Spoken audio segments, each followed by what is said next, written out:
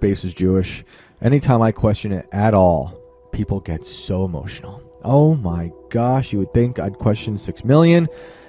Oh my God, all weekend, I'm hearing from the space supremacist community. How dare you question our trip to the moon? We went around the moon. It's like people worship it. It's insane. Artemis 2 crew splashed down wherever, outside of San Francisco or something. I said Artemis 2 returns to Earth after never leaving Earth. Just one of those one-offs. I didn't think much about it. I looked back at it like an hour later and it had like thousands of likes. I'm like, oh. And now a lot of angry messages from space supremacists, just as bad as a Jewish supremacist. If you question anything, these people get so emotional. They're like the kind of people that will block you before you can reply. They just worship it. I mean, it's almost as bad, not as bad, but almost as bad are the dinosaur supremacists. If you tell people dinosaurs are fake, look, I just don't know what they are. I don't think we know what the dinosaurs really were. Whatever they got in museums is not correct. And that kind of like the way the Einstein thing is negated by the Hawking thing. Dinosaurs keep changing. The dinosaurs they told us about, the dinosaurs that were on printed on your bed sheets as a young child in the late 80s, early 90s, if you're around my age, those dinosaurs don't exist anymore. They've rebranded all those dinosaurs. They have new names now, new looks, new powers. You know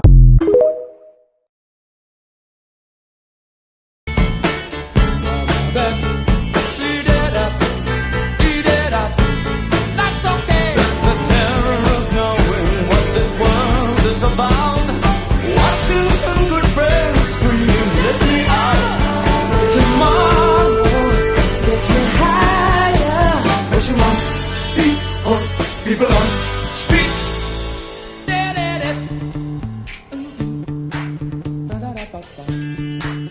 Okay.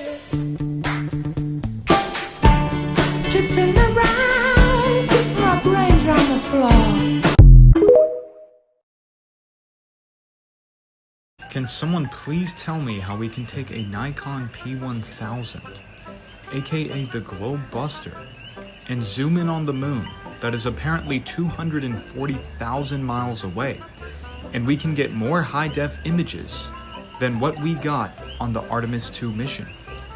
Now that doesn't make any sense because they flew all the way to the moon, so they should be able to get like insanely detailed images. And just take a look at the moon from your backyard. Notice how big it actually is. Now let's take a look at the Artemis 2 mission when they were halfway to the moon. It's a tiny, tiny little speck.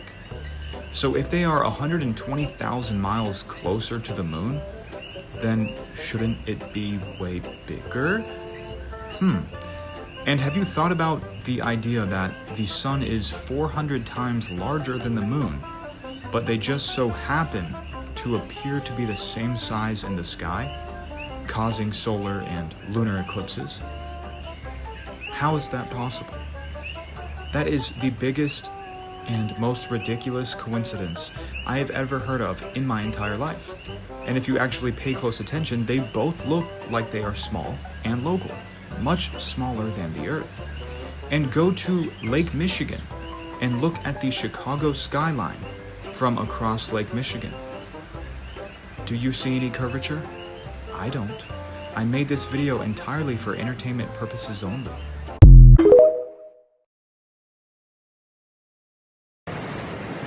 Good afternoon. Aloha from Florida. Just had a massive, super strong electrical storm pass through the area. It's beautiful. I always enjoy watching that when I'm down here at the beach.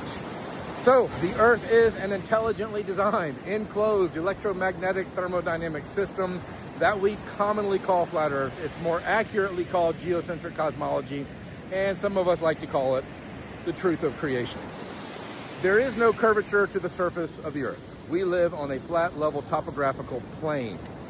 We do not have curvature based on the alleged radius of the alleged globe. 3,959 miles is what we are told. That would give you a curvature rate of 0.666 feet per mile squared, and we can't find that anywhere in reality. The globe math will work really good on a chalkboard. It does not work in reality. There is no globe in reality. There is only a globe on computer screens. There are only globes sitting on teachers' tables. There are only globes in government indoctrination textbooks. There's no globe in reality. If you research biblical cosmology, or the ancient Hebrew cosmology, or the Mayan cosmology, or any ancient cosmology, the Vedic, the Nordic, or the Egyptian, all of them depict the Earth as an enclosed system with a flat, level, stationary plane in the middle. So there are millions and millions, probably hundreds of millions of flat earthers already, and it's growing all the time. By the end of 2026, there will be millions more flat earthers. Why? Because the truth is strong and lies are weak. Truth is simple and lies are complicated. We use Occam's razor all the time when we're sharing the truth of creation. And saying, why does the earth look flat? Occam's razor says, because it is flat. You ask a glober, why does the earth look flat? Well, that's just your local perspective. It actually does curve, you just can't see it. Well, why is it still flat from 35,000 feet when we're up in an airplane and we can see way beyond the globe math of 230 miles? Occam's razor says it looks flat because it is flat. When you ask, why does it look like the sun is moving through the sky? Occam's razor says, because the sun is moving through the sky. Oh, for those of you who don't know what Occam's razor is, it's a tool that is used in science and in philosophy that says the simplest definition tends to be the one that is correct. So truth is simple and lies are complicated. Everything about the globe is, trust me, bro, someone smarter than you figured it out. Oh, we have scientists that do that. No, reality is simple. The earth is flat and stationary. Occam's razor slices the government scriptures for the blue ball religion to pieces. Occam's razor, the simplest answer tends to be the one that is true. Why does it look like the sun is moving through the sky? Because the sun is moving through the sky. Why does it look like the stars are rotating around over us in perfect divine clockwork cycles? Because they are. Oh no, they're not really rotating. You're actually on a ball that's rotating. Really? Globers, all of you globers, listen close. For those of you who want to keep bringing up the star trails, they are impossible on the globe. You say the star trails happen because the earth is rotating. Yeah, and as soon as you talk about your belief that the earth is also revolving, the star trails become impossible. No one can recreate a physical model of the star trails from an observer that is rotating and revolving.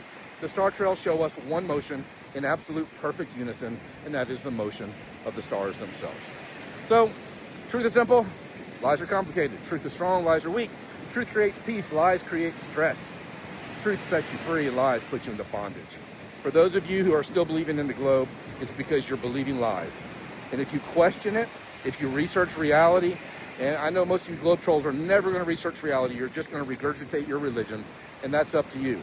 But anyone who is intellectually honest and willing to follow the facts, the truth of creation will present itself to you easily and emphatically, and the truth will set you free, spiritually, emotionally, mentally, and physically. So, that's all I got to say for you today. Where to send you? How about flatearthdave.com and scroll down to the crash course and look at the documentaries in there, especially Dika Drazev, Flatten the Curve with commercial and military pilots, and the mechanical realm about the anti-Kidron mechanism. Have a great day. God bless.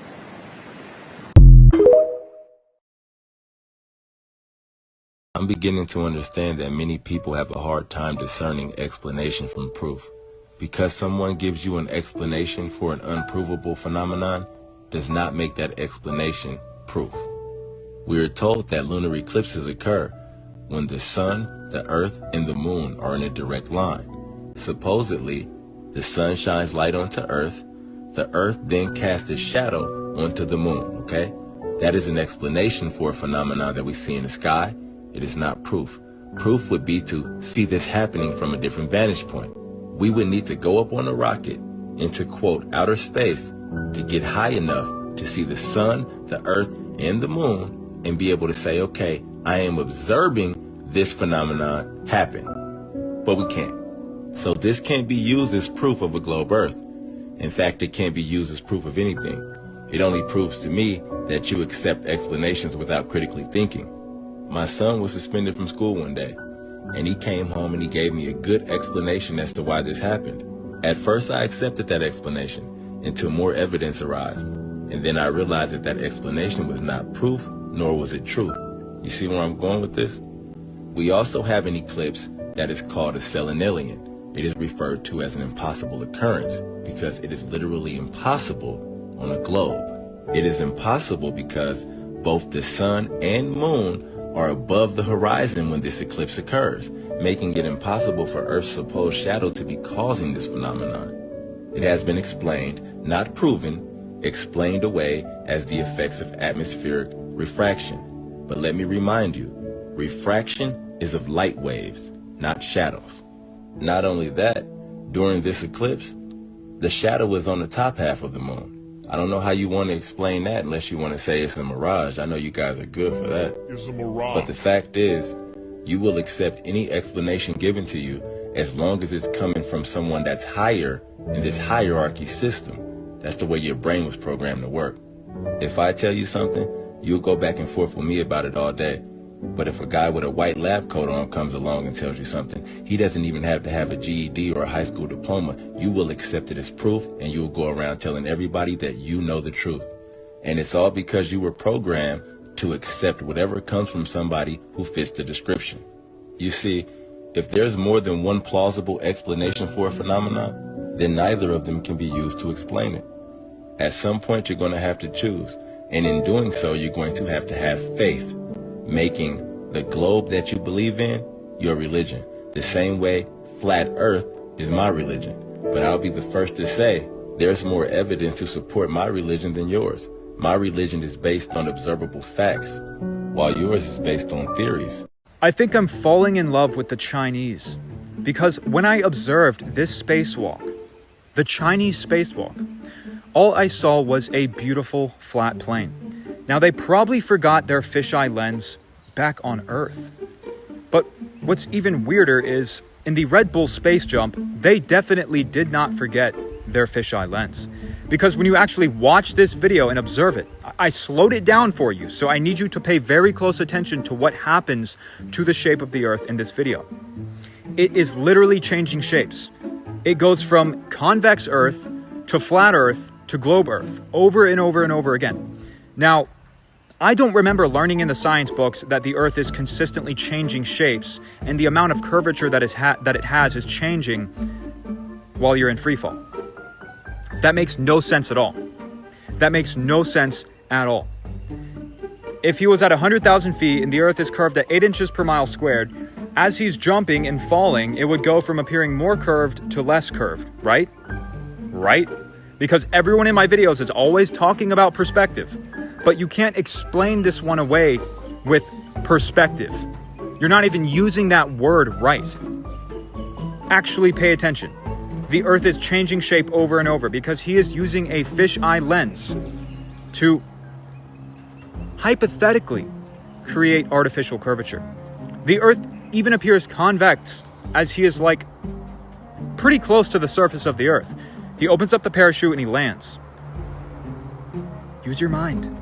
I made this video entirely for entertainment purposes only.